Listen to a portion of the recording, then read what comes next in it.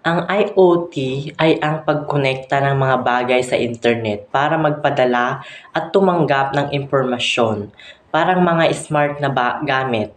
Nakakausap sa isa't isa at sa iyo gaya ng smart fridge, smartwatch o smart lights.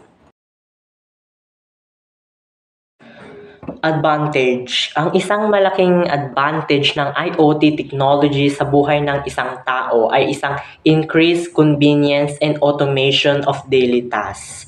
Halimbawa, maaaring kontrolin ng isang tao ang mga ilaw at appliances sa kanyang bahay gamit lamang ang kanyang smartphone. Kahit wala siya sa bahay, ito ay nagdudulot ng mas komportable at maginhawang pamumuhay. Disadvantage.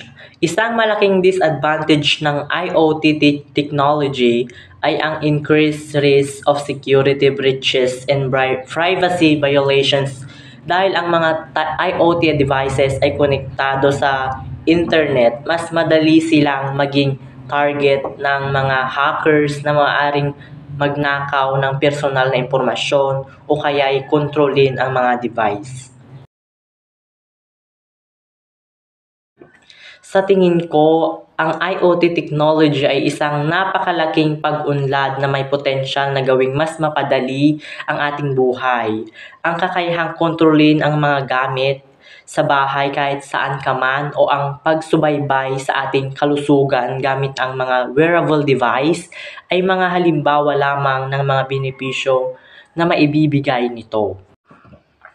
Pero mayroon din akong pag-aalala sa seguridad at privacy. Ang pagtitipon ng napakaraming datos tungkol sa ating mga gawain ay may potensyal na ma-abuse. Mahalaga na magkaroon ng mahigpit na regulasyon at proteksyon para maiwasan ang mga panganib na ito. Sa huli, naniniwala ako na ang IoT ay isang kapaki-pakinabang na teknolohiya basta't ginagamit ito ng responsable at may pag-iingat. Depende yan sa tao. Gagamitin ng iba ang IoT dahil mas madali at komportable ang buhay, pero hindi gagamitin ng iba dahil sa takot sa pagkawala ng privacy o sa mga problema sa seguridad. Sa tingin ko, ang IoT technology ay isang double-edged sword para sa lipunan. Mayroong maraming positibong aspekto tulad ng pagpapabuti ng kahusayan sa iba't ibang industriya. Halimbawa, agrikultura, pangangalaga sa kalusugan, paglikha ng mga bagong oportunidad sa trabaho, at pagpapagaan ng mga gawain sa pang-araw-araw na buhay.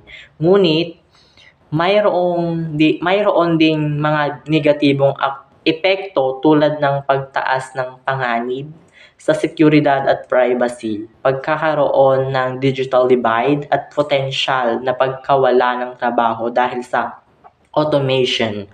Upang mapakinabangan ang mga benepisyo ng IoT habang binabawasan ang mga panganib, kailangan ng maayos na regulasyon, edukasyon sa digital literacy at pagtuon sa ethical consideration sa pagdevelop at paggamit nito.